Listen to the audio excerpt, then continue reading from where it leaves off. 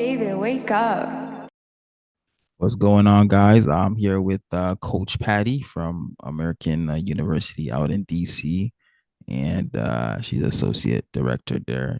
Doing big things and as a woman in sports. So I just wanted to touch on those things. How you doing, Miss? I'm good. Thank you for having me. Excited to be here. Good, good, good. And yeah, just my first question is, growing up as a youngster, were you always into sports, or you got into it later on? Mainly, Yeah, I more so was basketball. Yeah, go ahead. yeah, I was always a tomboy growing up. So this was back in the day, everyone that was a sports junkie, especially as a girl, we were considered tomboys. And so I grew up playing soccer, and then we came to the United States when I was 10.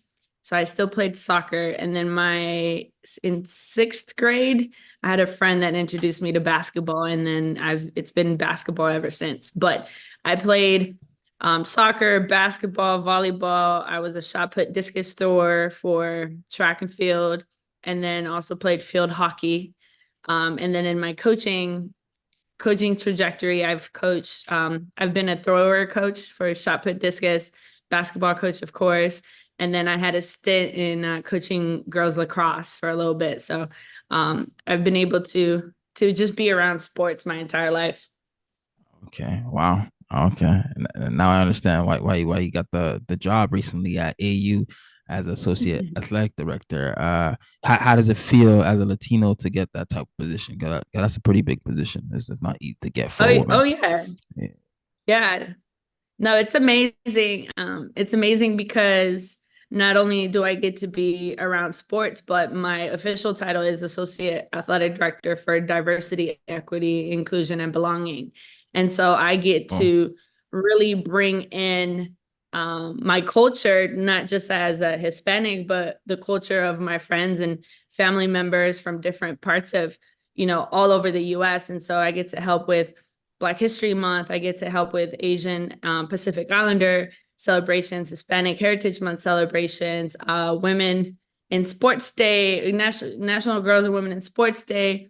I get to help with Pride Night. I get to do, yeah, just anything you can think of that's fun. I get to do it. So it's pretty cool. And then aside from that, I also get to help with the curriculum in regards to making sure that our students, because American University is a PWI, so it's important for us to really start to diversify the rosters and the student body. And so just helping coaches how to recruit more inclusively and how to build those relationships. So super excited about that. And then I get to be a Latina in this position. I'm the first Latina they hired in athletics.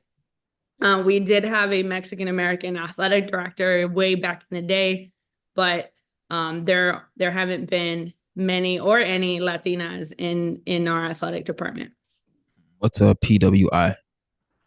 So it's a predominantly white institution. So just Oh, like HBCU. So when you hear someone in higher education say, I tend to be, or I work at a PWI, it just means it's a predominantly white institution. Then you have the Hispanic serving institutions, and then you have the HBCUs. So that's a great question. okay, okay, nice, nice. Did they create this role just for you? Because I never heard about this role before. No, Yeah. another great question. So I'm the second one. Before me, it was a African American woman. So I'm the second woman in the position. First Latina, she was Black American. And so one thing that has been happening throughout the NCAA is because of the emphasis in diversity and inclusion, these positions have been created throughout the NCAA.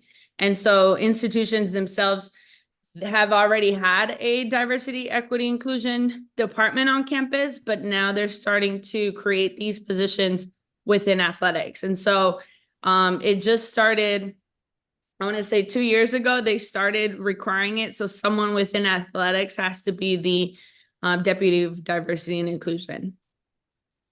Okay, nice, nice. And other women that are looking at you or looking up to you and then want to be in the same position as you, what do they got to do to get to your position?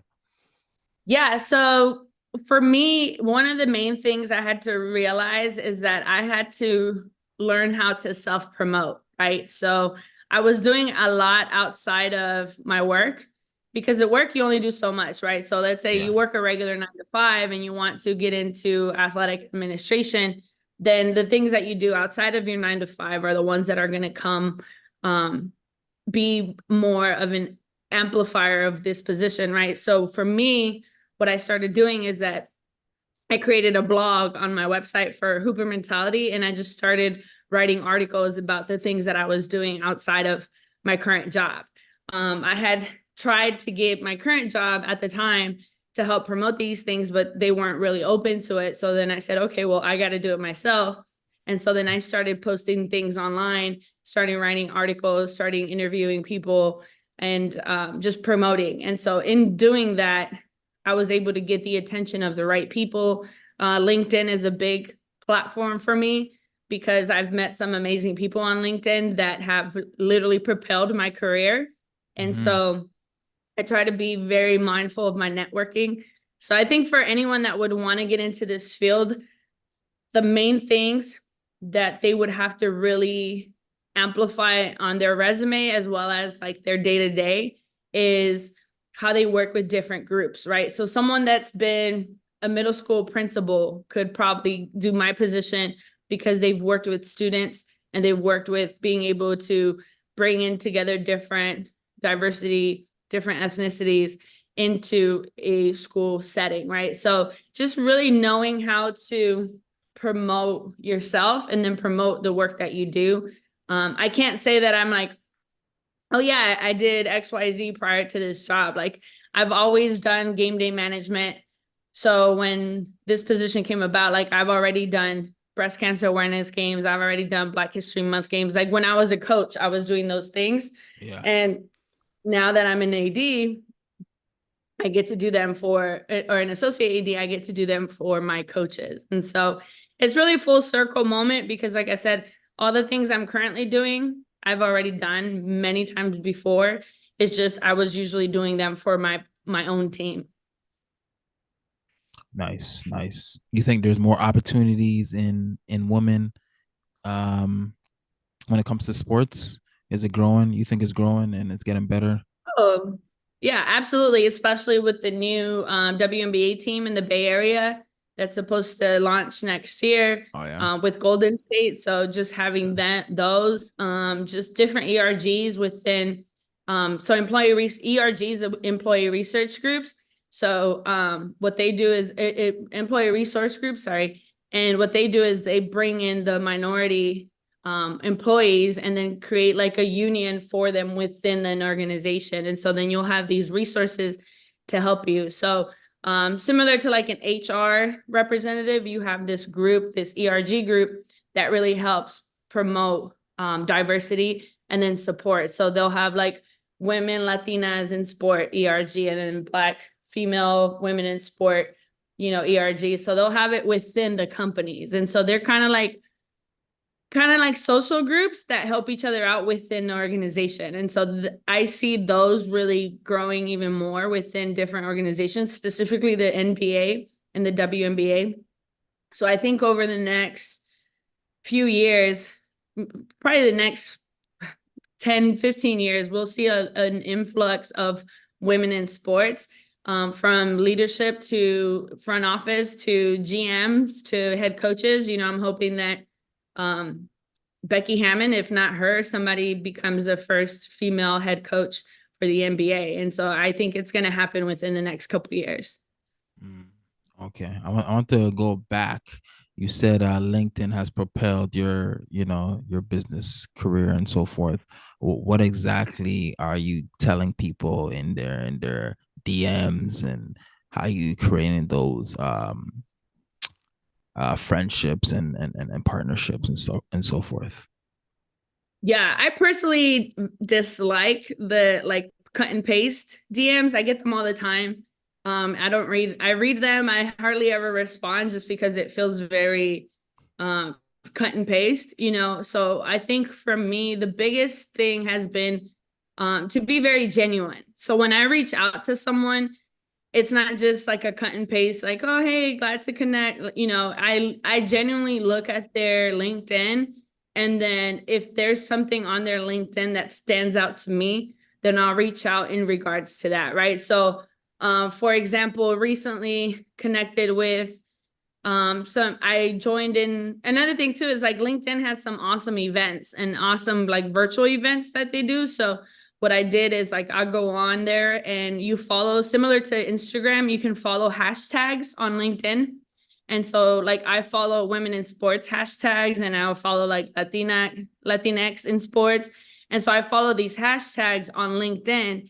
And when you follow these hashtags, the events that they post with those hashtags come up more often. And so my algorithm on LinkedIn is very much sports related, women in sports, women empowerment. And so it really becomes like a resource for me because now I'm connecting with people in the field. And so so when I was applying for this job for DEI, I went on there and like I followed different people in the DEI world. So DEI is diversity, equity, inclusion. So I would go in there and I would follow other people that were in the same roles. And so I think a lot of people think, oh, LinkedIn, I'm gonna just like shoot this message to this person and like it's random and hopefully they'll connect. And I think people can genuinely tell when the person took their time to actually look at their Instagram or look at their social media. Because even with me, like someone reached out to me and they're like, oh, you know, I have a player for you. Like I have a player that I want you to recruit. And I'm like, well, if you actually looked at my Instagram, like you see I haven't coached for 3 years. So it's like, and I can't recruit for our D1. So, you know, you obviously didn't do your homework. And so for me, that kind of is a turnoff because you're just literally sending these messages to everybody and anybody, right? But I think being very intentional and very genuine on LinkedIn can get you very far. And I've met some amazing people on there. Some people I've known for years and I've never even met them in person. So hopefully at one point we meet in person, but it's been great. It's a great community. Okay, that was good. That was good. I never heard that. I mean, people can use that and you know, upgrade their LinkedIn. Yeah, no, and like even the last two jobs I've gotten, someone on LinkedIn has said, "Hey, there's this position available. You should look into it."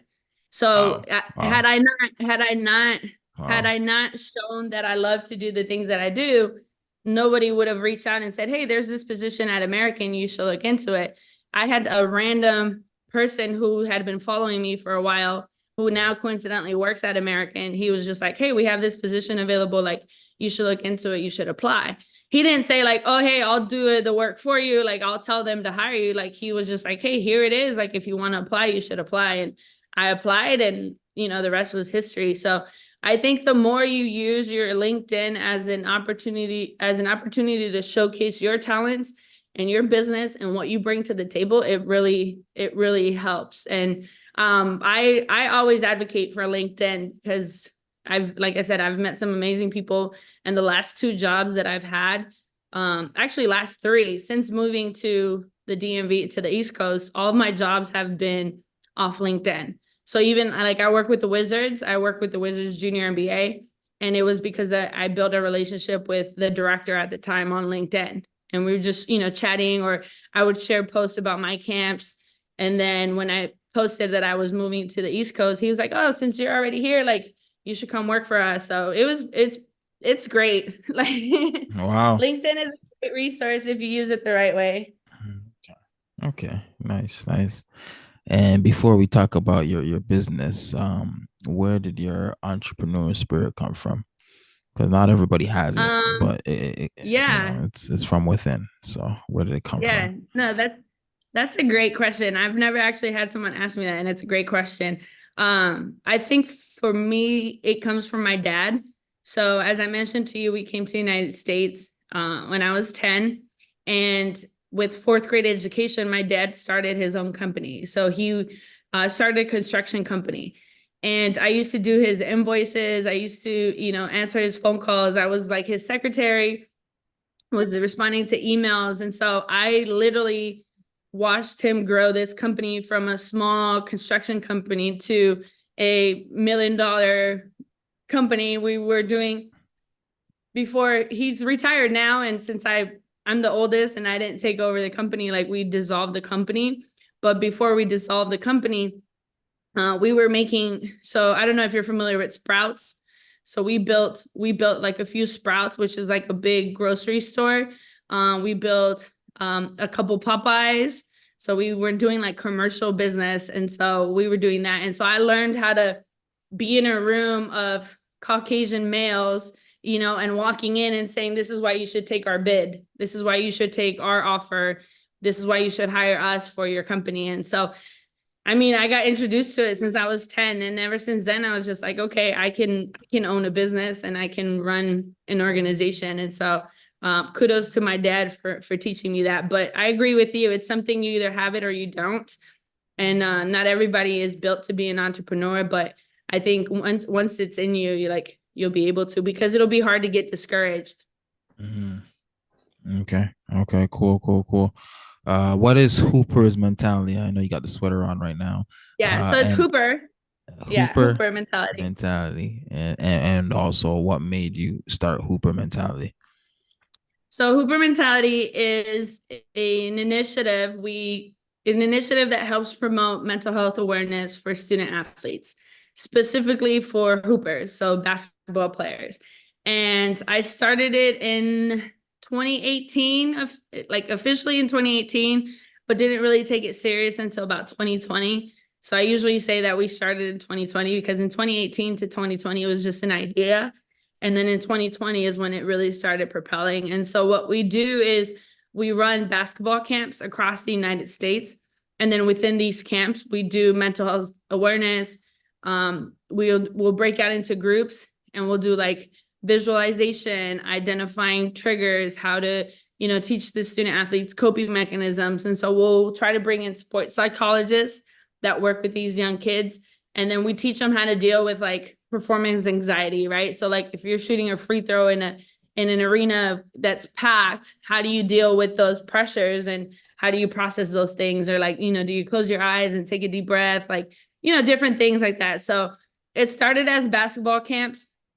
And then during COVID, we were doing Zoom sessions similar to this. We would have Zoom sessions and we would bring therapists, specifically Black male and female therapists online. And then we would host different topics. And so we did different topics during COVID. We talked about, the stressors of women during the pandemic, or like childbirth, just different things that deal with the mental health awareness within the minority community, which is the, Black, Hispanic, and other minorities. And so we did that during COVID. And then after COVID, we started I got my coaches and I hoodies. And so we were wearing the hoodies but it was just the coaches. And so we were wearing the hoodies and people would ask us like, oh, hey, where can I get one? Where can I get one? So then finally we decided to do like an online store. And what we do with our online store is that we only sell for 3 days at a time. And so we'll sell for 3 days at a time. And the only time we sell anything is if we have like a camp coming up. So anytime we sell the hoodies, 100% of the proceeds go right back into the camp. So like we don't keep any of that. We just pay for the hoodies and then whatever's left goes right to running the camps. And so we started selling them in 2020 during COVID, and we did a 3-day sale. And in 3 days, we sold like $12,000 worth of hoodies. And so then that helped us pay for all of the camps that we did that summer. And so we only do the sales for 3 days. So we started on Friday, ended on Sunday. And then that's all the orders that we take. And then we use that money to pay for the camps. And so if we don't have camps, we don't do sales. So because we want to make sure that everyone that knows that when they buy a hoodie, they're giving back to the community and they're literally paying for the camps for these kids in like inner cities. So we do camps in Detroit. We did a camp in Baltimore. We do camps in Mexico and in San Diego. And so we run these camps for free. and the hoodies and the sales of the hoodies and t-shirts pay for the camps. Wow. Wow, that's pretty good. 12,000. I mean, my online store just came out. I'm wearing the hoodie, so hopefully I can get to 12,000 like you, but Yeah.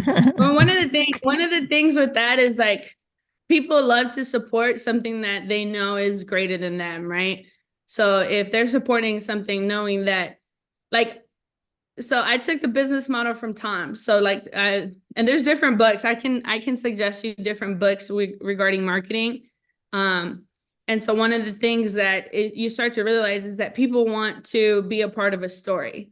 People want to be a part of a legacy. And so for me, like Hooper mentality is a story, and people want to be a part of that story. And so by being a part of that story, you buy a hoodie, and yeah, you're wearing the hoodie, but you just paid for a camp for 200 kids in Detroit. And so now you're part of the story of a camp, so I don't consider myself an apparel company because we don't sell hoodies just to sell hoodies. Like we sell them with the purpose. And I think yeah. a lot of nonprofits, and a lot of organizations forget that, forget that it's not just a brand. Like it has to be like a lifestyle. Right, absolutely. And my next question is for upcoming entrepreneurs, what is one thing you can tell them or teach them before they start their business? Before they start their business, I would say just start it. Just start it. And if you only have one person that's supporting, if you only have one person that's watching the YouTube, if you only have one person that's resharing, like just start it. And ultimately, like you're going to get the support that you need to get, right? And so as long as the intention behind it is pure, I think as long as the intention behind it is pure, you're going to be successful. So if there's behind it, if the intention behind it is pure and you want to better society, or you want to better,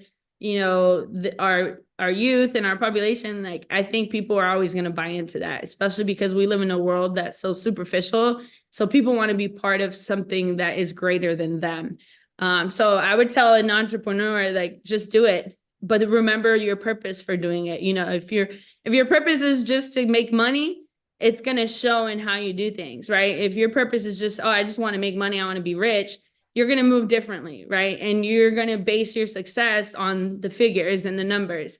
If your intention and the purpose behind your entrepreneurship is to make an impact or to have longevity, then it's going to look different than somebody that's trying to get rich quick, So I think that's the important part for any entrepreneur, is to really remember why they're doing it and then sticking to that. Like, why am I doing this? And why do I want to continue to do this? Because there's going to be days or years even, where it's really tough. It's really hard to keep a business going for a long time. And so I think it's important to really have a purpose and a why, because that's going to keep you through the tough times. Last summer, you attended a women's coaching development program in Vegas. How was that? And how was the practices like when you were, with the summer league teams and so forth? How was it? Yeah, it was awesome. It was awesome to be a part of the cohort. So we were the inaugural cohort. It was 24 of us that got to be a part of it. And so we had different workshops, we had different panels. We did get to go to a couple practices and then, ask questions to the coaches, and then meet some GMs and meet some meet some big name people in the NBA and the WNBA. And so it was great. It was great. It really helped me because at the time I was at a junior college. I was an associate athletic director at the junior college. And so in going to this panel and listening to other women in sports, I realized that there's more careers in sports than I thought there were available, right? And so in learning about these opportunities, I was able to really decide like what direction I wanted to go to. And I know for a fact I don't want to coach. So I don't want to coach. Why not? Oh, how come you don't want to coach? I've done it for so long, and I feel like I sell myself short when I coach, like, because you focus so much of your energy on the team that I'm not able to really do too many things with that, right? Anyone that says, oh, I can coach and do all these other things, something's got to give. So something's getting the short end of the stick, because you can't be. And for me, my son and my family, my time with my son was what was getting the short end of the stick. So that's why I was like, I don't want to coach. I might consider coaching once he's in college, but I generally love where I'm at now. And so that was one of the things at this NBA Summer League that I learned, is that, there's other ways to be involved in sports and not have to coach, and still be able to have work-life balance and a family, and, and be successful in sports. So. Okay. Cool. What other organizations and schools have you coached at? So I started the grassroots way. I started as a middle school coach, and then I was a JV head coach and varsity assistant. And then I became a junior college assistant coach. I was a junior college assistant coach for about 6 years. And then I became an NAIA head coach. And so I did that for 3 years. And then I went back to being an NAIA assistant coach. And then that's when I decided that I didn't want to coach anymore, and that I was going to transition out. So yeah, I've been in schools in California. I've been in schools in Texas. I got National Coach of the Year 2 of my 3 years as a head coach for the NCCAA. And yeah, it's just, I feel like I finished my coaching trajectory. It was great. It wasn't like I was keeping track of wins and losses. It was more like I've met some great people, and they've made me who I am, and I've continued to be impactful without having to coach. Okay. And a very important question I want to ask, how has your faith given you success up to this point?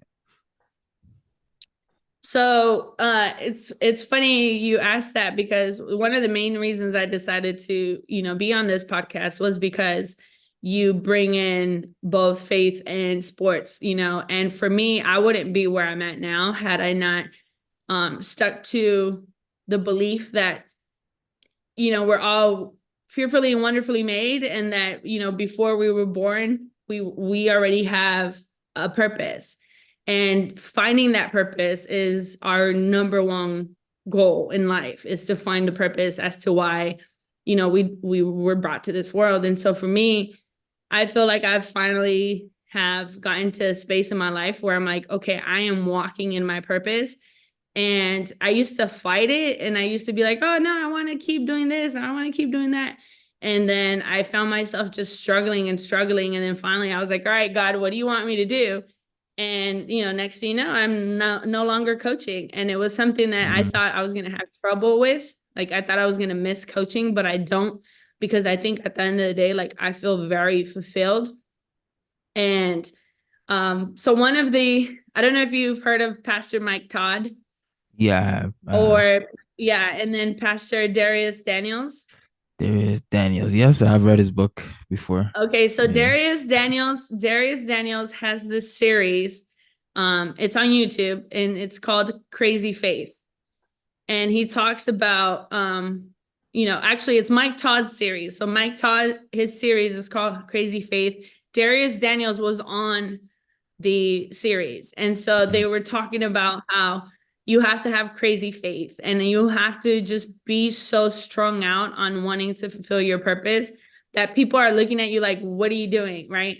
And so when I decided to move to the East Coast, just me and my son, like, I didn't know anybody out here. I didn't have any connections. I didn't have a job.